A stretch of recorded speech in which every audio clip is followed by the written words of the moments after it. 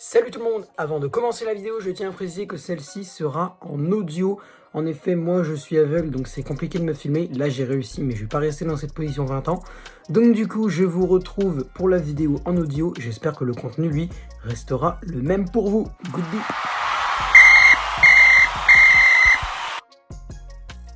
Yo tout le monde, c'est le football à l'aveugle. On se retrouve aujourd'hui pour le 5e épisode du débrief de la saison des clubs de Ligue 1, le RC Lens maintenant. On part un petit peu dans le vif du sujet européen parce que demain, c'est Lille. Là, on fait Lens et après Lille. Après, c'est Lorient et Lyon. Voilà pour le petit programme. À noter que demain, pour le débrief lillois, je serai accompagné, enfin virtuellement, voilà, parce que Covid-19, non, c'est juste qu'il habite, je sais même pas où, donc je pense qu'on est loin.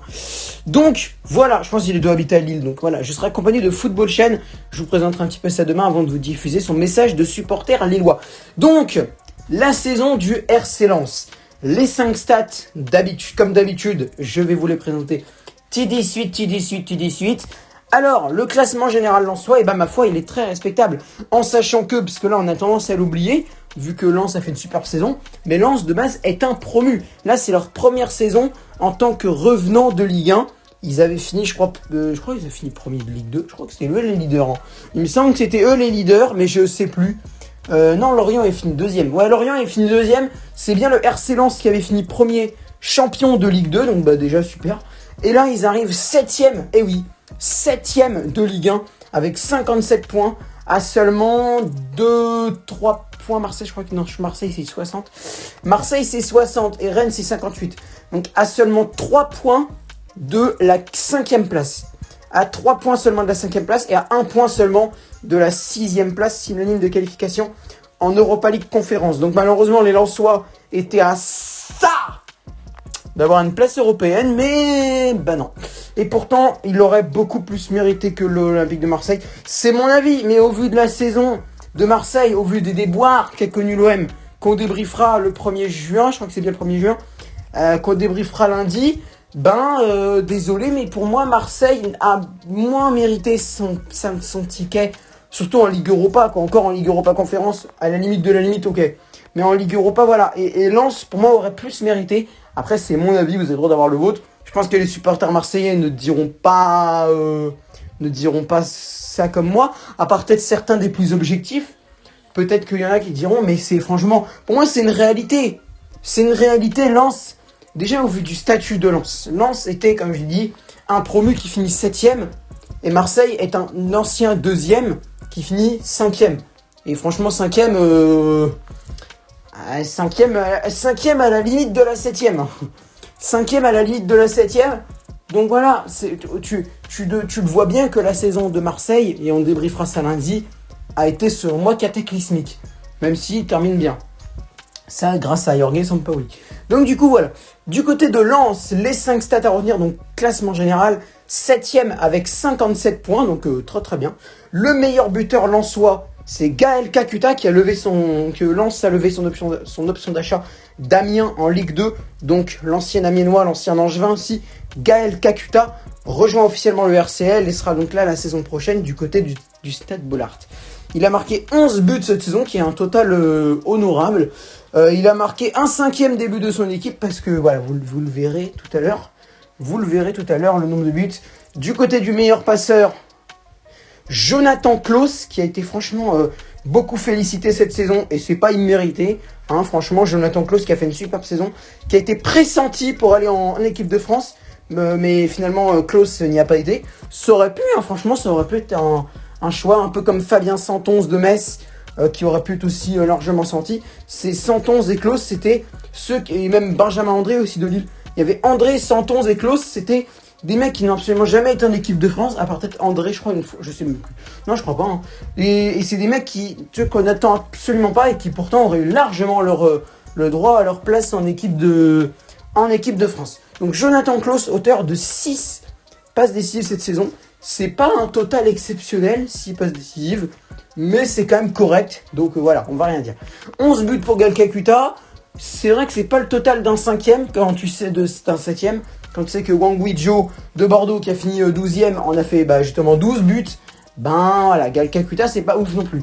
Mais c'est quand même un total pas mal. 11 buts et 6 passes décisives, c'est franchement acceptable pour Kakuta et Klose.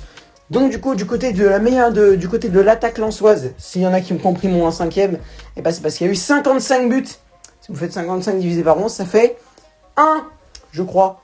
5, oui non 5, pardon, qu'est-ce que je raconte. Donc du coup, 11, 22, 33, 44, 55, vous avez compris. 1/5 des buts lensois ont été marqués quand même par Gaël Kakuta, ce qui est quand même assez respectable. Donc du coup, voilà.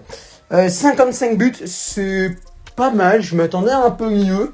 Je m'attendais à du 70-75 moi. Mais 55, ça va. C'est le plus haut total qu'on a eu. Par contre, le taux de clean sheet est pour moi ultra décevant. Quand tu sais que Bordeaux, qui n'est même pas encore officiellement sauvé, en a fait 14, et que Lens, qui a fini 7ème et qui a été pressenti pour être en Europe, que ce soit en conférence ou en Ligue Europa, en a fait que 8. 8, pour moi, c'est pas... Mais ils ont un bon gardien, Jean-Louis Léca. Mais c'est pas...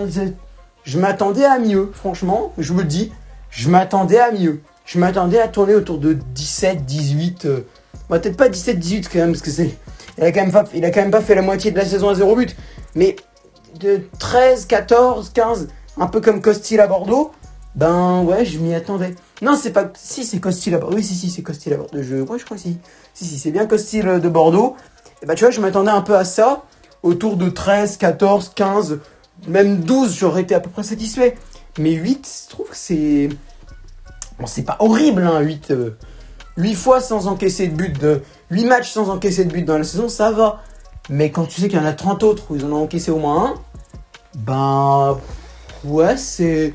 8, pour moi, 8 clean sheets, c'est le total d'un...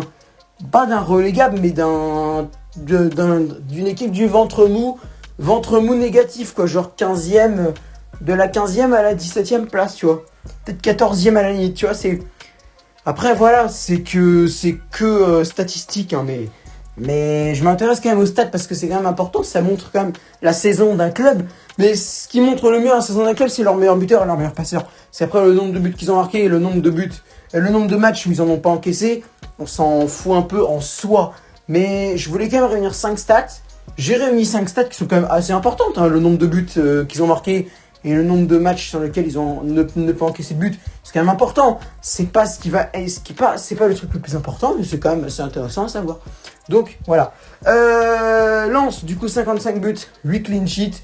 Je suis plus content sur les buts marqués que sur les buts pas pris.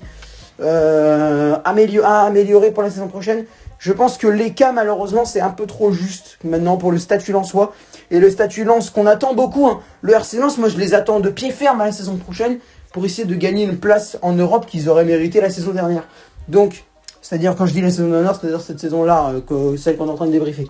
Donc voilà, le parcours en Coupe de France, maintenant, pour les Lensois, qui n'ont pas été en Europe, comme Angers, comme Bordeaux, comme Brest et comme Dijon. Par contre, Lille, demain, eux, ils y ont été. Donc Lille, on va en rajouter une case au palmarès lillois.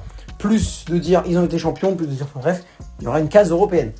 Donc les Lensois, ils ont bien commencé. Une victoire 4-2 face au FC Nantes en 32e de finale. Donc tranquille pour les Lensois. Par contre, en 16e de finale, ils se sont subitement arrêtés face à une équipe de nationale, le Red Star FC, qui est une équipe de nationale, mais qu'on connaît. Hein. Le Red Star FC, c'est un club célèbre d'Île-de-France. Le Red Star FC qui a été en Ligue 2, qui a même, je crois, il y a quelques années, essayé de monter en Ligue 1, qui était 6e, je crois 5e, mais qui a eu de gros problèmes derrière, sportifs, et qui est donc redescendu en national. Là, c'est pas eux qui montent, c'est Bastia, Équevilly et Villefranche, je crois. J'ai pas eu le résultat de Villefranche-Niort, je sais pas. Je ne sais pas qui monte en Ligue 2, donc éclairez-moi. Ou alors je vais regarder le score tout seul. Bref, donc du coup, le score, ce parcours en Coupe de France n'est pas satisfaisant pour moi, je suis désolé. Au vu de la saison, un arrêt comme ça, en mode on s'arrête et tout. Enfin, en 16e de finale en soi, déjà s'arrêter en 16e de finale quand tu finis 7e, c'est pas bien. Mais s'arrêter en 16e à cause de Red Star FC, non, clairement non. Clairement non. Après, ça arrive de perdre contre des nationales, mais clairement non. S'arrêter en 16e en perdant 2-3-0 comme Brest l'a fait face à Paris. Après, Brest et Lens, pour moi, c'est pas le même calibre cette saison, d'accord. Mais s'arrêter en 16e battu par Paris, Lyon, Monaco ou Lille, ok. Ok. Ok. Et encore quand t'es Lens, encore. Et encore quand... Ouais, si quand même, vu que t'as promu, on va... Ok. Être battu par Paris, Lyon, Lille ou Monaco, voire même... comment il s'appelle? Voire même, je sais pas, Marseille, Bordeaux... Non, pas Bordeaux. Voire même Marseille, Nice, voilà. Mais être battu par le Red Star FC en 16e de finale... non. Encore être battu en quart par le Red Star FC, voilà. Mais j'imagine pas trop le Red Star FC là, en quart de finale. Ils se sont fait battre par Lyon, je crois, en 8e de finale juste après. Non, pas sûr. Non, c'était Monaco, je crois, justement. Je sais plus. Ou Lille. Non, Lille, ils se sont fait battre par Paris 3-0 en 8e. Donc voilà. Mais en tout cas, le parcours lensois en Coupe de France est pour moi très insatisfaisant. Je sais pas si ça se dit, mais en tout cas, c'est pas très bien. Le parcours en Coupe de France n'est pas très satisfaisant. Voilà, vaut mieux dire ça parce que insatisfaisant, je suis pas sûr que ça se dise.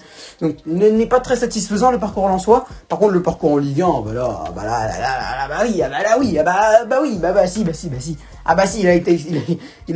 il a été super le parcours en Coupe de France, vraiment. Il a été génial le parcours en Coupe de France. En Ligue 1. Je pète un câble. Bref, sur ce, si vous êtes un supporter lensois, n'hésitez pas à liker. N'hésitez pas à liker cette vidéo. Sinon, vous pouvez aussi la partager. Sinon, vous pouvez aussi la partager sur vos réseaux sociaux, Facebook, Instagram, Twitter, Snapchat, Discord, Tinder. Si vous pouvez. Si vous pouvez. Vous pouvez, si vous voulez. N'hésitez pas aussi à lâcher un commentaire pour me donner votre avis sur la saison du RC Lens. Et n'hésitez pas à vous abonner en activant la cloche de notification. Salut!